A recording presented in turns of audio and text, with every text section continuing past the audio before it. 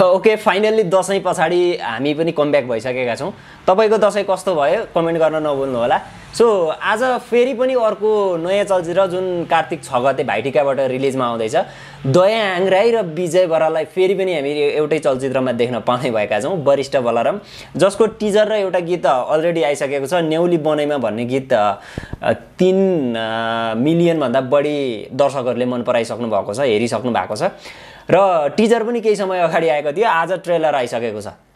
So पहिले हामीहरू आज ट्रेलरसँगै बसेर कस्तो छ भनेर हेर्छौँ, त्यस पछाडि ट्रेलरमा के कस्तो खालको कथा देख्न पाइन्छ भन्ने विषयमा कुराकानी गर्नेछौँ। So are you ready? सुरु गरौँ है त। 3, 2, 1 स्टार्ट। ओके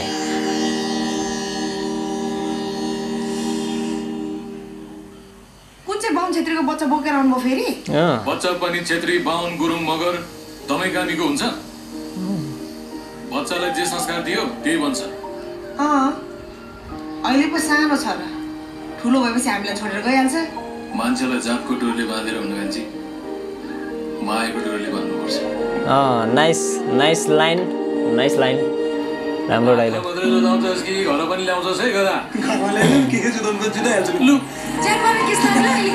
लाइसेन्स लाइसेन्स हुँदैन मान्छे मर्नु पाउनु भए भर्खरै मारिदिन्छु तिमीलाई।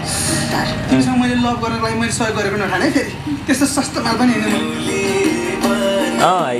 यो गीत एकदमै चर्चित भइसकेको छ है।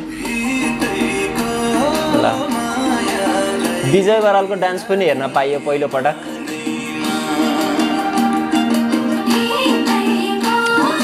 हाम्रो समृद्धि अरियाल र विजय बरालको जोडी। सायदमा कुन सडकबाट यो बाहुनलाई टिपेर ल्यायो है, ड्राइभर राख्नु नपर्ने, पेटभरि खाना दियो, तलब पनि बाँच्ने।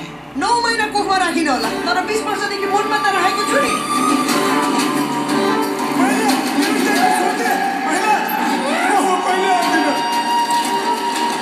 लामखुट्टेले त वरिष्ठताकालाई नसोधिकन रगत चुस्न सक्दैन भने ट्र्याक्टर लिएर वरिष्ठजीको खोलामा माल चोर्न जाने डर लागेन?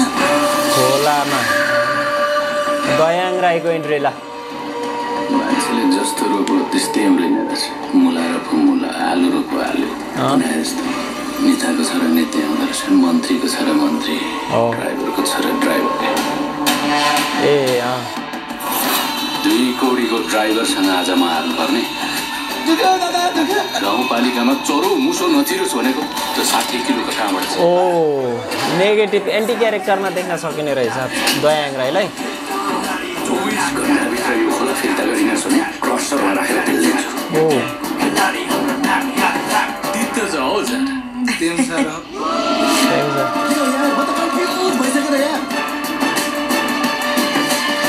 मेरो के काम छैन र तिम्रो पछाडि लागेर के भइरहेछ भनेर सोध्दै हिँड्नुपर्ने?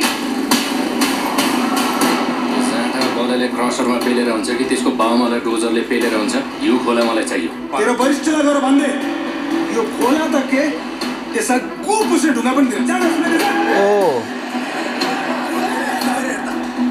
म भाइलेन्स गर्ने मुडमा छैन। बालुवाको कुरा रहेछ। तैँले गरिब भन्दा हेर्दै गयो नि मलाई।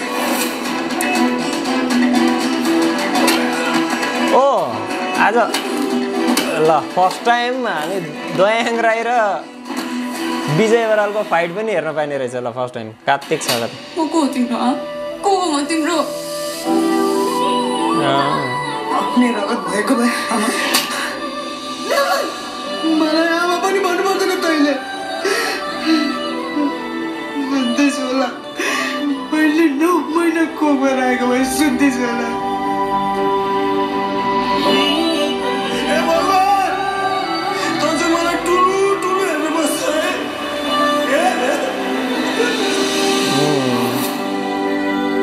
ओके तँलाई ब्रिटिस भने जिउँदै राखिराख, जिउँदै चाहिँ।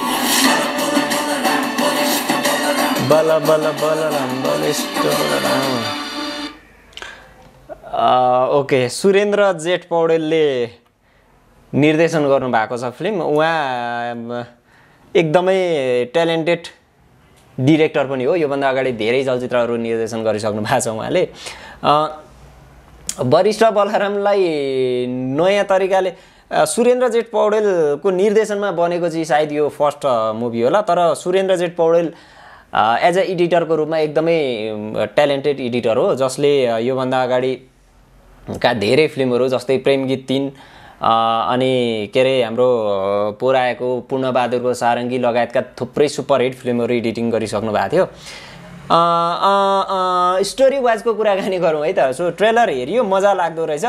फर्स्ट टाइम हामीहरूले दयाङ राई र विजय बरालको फाइट पनि हेर्न पाइने रहेछ।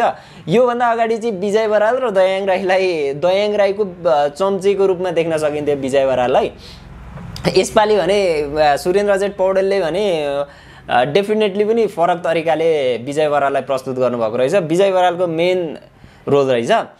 अनि के हुँदो स्टोरी चाहिँ के बुझ्नमा आयो भने विजय बरालको बाउआमा पशुपति राई र हाम्रो माउसे गुरुङको क्यारेक्टरले चाहिँ सानैमा ल्याएर विजय बराललाई ल्याएर पाल्दो रहेछ। अनि त्यसपछि हुर्किँदै गए पछाडि उसले गाउँको रक्षा र आफ्नो आमा बुवाको रक्षाको लागि उत्रिँदो रहेछ। अनि यता दयाङ राईको क्यारेक्टरले चाहिँ उसको गाउँमा भएको एउटा खोलाको सायद बालुवा निकाल्नको लागि त्यो काण्ड निकाल्छ होला जस्तो लाग्यो मलाई चाहिँ। बालुवाको निकाल्नको लागि त्यो खोलामा कब्जा गर्न खोज्दो रहेछ। त्यस पछाडि दयाङ राईले बालुवा झिक्नको लागि र विजय बरालले यता खोला बचाउनको लागि उनीहरू दुईजना बिचमा चाहिँ युद्ध गराउने जस्तो देखियो। अनि विजय बराल र समृद्धि अर्यालको जोडी पनि एकदमै पर्फेक्ट देखिया छ। Samriddhi Aryal is a new actress सायद, मलाई जहाँसम्म लाग्छ उहाँको पनि फर्स्ट मुभी होला यो। एकदमै राम्रो देखियो, फरक तरिकाले उहाँहरूलाई प्रेजेन्ट गरेको देखियो।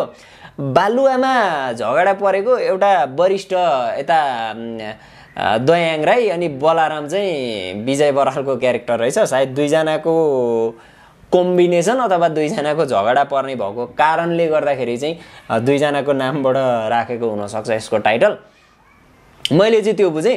तपाईँहरूले के बुझ्नुभयो? ट्रेलर हेर्नुभयो कि भएन? हेर्नुभयो भने र के बुझ्नुभयो त्यो कमेन्ट गर्नु होला। भिडियोलाई लाइक गरिदिनु होला। अनि हाम्रो च्यानलमा नयाँ हुनुहुन्छ भने च्यानललाई पनि सब्सक्राइब गरिदिनु होला। अनि छिट्टै नै बलिदान चलचित्रको, माइतीघर चलचित्रको र हरिबहादुरको जुत्ता यी 3टा चलचित्रहरूको अफिसियल कलेक्सनको बारेमा अहिलेसम्म दोस्रो हप्तामा प्रवेश गर्दासम्म कति कलेक्सन गर्यो भनेर म छिट्टै नै अर्को भिडियो लिएर आउँदैछु। त्यो हेर्न चाहनुहुन्छ भने च्यानललाई सब्सक्राइब गर्नु होला। अर्को भिडियोमा भेट हुने नै छ। नेपाल आमाको जय।